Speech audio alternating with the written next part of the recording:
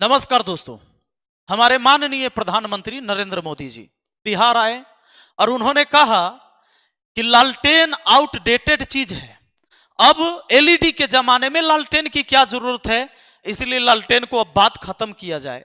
मेरा कहना है कि कमल कीचड़ में खिलता है और कीचड़ की साफ सफाई बहुत जरूरी है। स्वच्छ वातावरण अगर बनाना है और बिहार को स्वच्छ रखना है, कीचड़ साफ करना होगा, और जैसे ही कीचड़ साफ होगा साथ में कमल साफ हो जाएगा। तो सबसे पहले हम आज जो बात करने वाले हैं, आइए कि बिहार से इतना लगाव क्यों, पीएम मोदी का मिशन बिहार, इतना ज्यादा बिहार से लगाव। 10 बार से ज्यादा रैलियां हो चुकी है लोकसभा चुनाव में। हमने प्रधानमंत्री तो देखे, लेकिन प्रधानमंत्री कम होके स्टार प्रचारक मैंने पहली बार देखा है माननीय प्रधानमंत्री आदरणीय नरेंद्र मोदी जी को। दोस्तों, लोकसभा चुनाव 2024 जो है, जम्मू कश्मीर में 5 चरण में चुनाव हुआ, मतदान हो गए 5 चरण में, जिसमें आपने ये देखा कि पहला चरण मतदान 19 अप्रैल, दूसरा चरण 26, तीसरा 7 मई और चौथा चरण 13 मई, पांचवा चरण 20 मई। आपको हम बता दें कि कुल सीटें 5 है लोकसभा में जम्मू कश्मीर में, लद्दाख अलग है। अब सुन लीजिए, तो कुल सीटें 5, जिसमें उधमपुर, जम्मू, अनंतनाग, राजौरी, श्रीनगर और बारामूला। अब आपको मैं बता दूं कि इस 3 सीट से पापा ने कैंडिडेट ही खड़ा नहीं किया, पापा वोट रुकवाने में रह गए। 3 सीट से पापा ने कैंडिडेट नहीं खड़ा किया। क्यों? आपको पता है, करेजा पीट पीट कर कहने वाले पापा ने 370 हटा दिया, 370 पूरा एकदम जम्मू कश्मीर में अब कुछ नहीं। जम्मू कश्मीर की अगर स्थिति अभी भी सही होता तो ये 3 सीट से बीजेपी चुनाव जरूर लड़ती। और पापा तो एक बार रैली भी नहीं करने गए जम्मू कश्मीर में, एक बार भी चुनाव प्रचार में नहीं उतरे।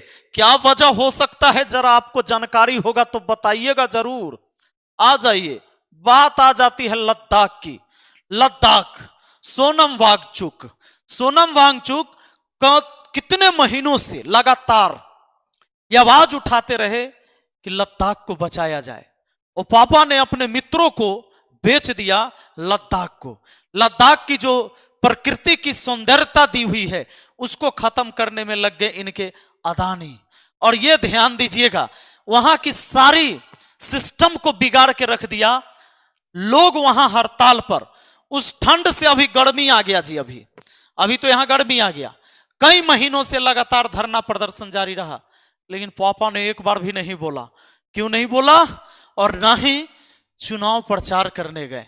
वहां से उम्मीदवार तो खड़े हुए हैं, लेकिन लद्दाख पापा नहीं गए, एक बार भी नहीं गए।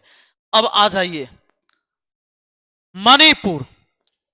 पापा ने यूक्रेन रसिया का वॉर रोकवा दिया, लेकिन मणिपुर पर पापा को, आपको पता है, 60 दिन बाद मुंह खुला था सिर्फ एक बार।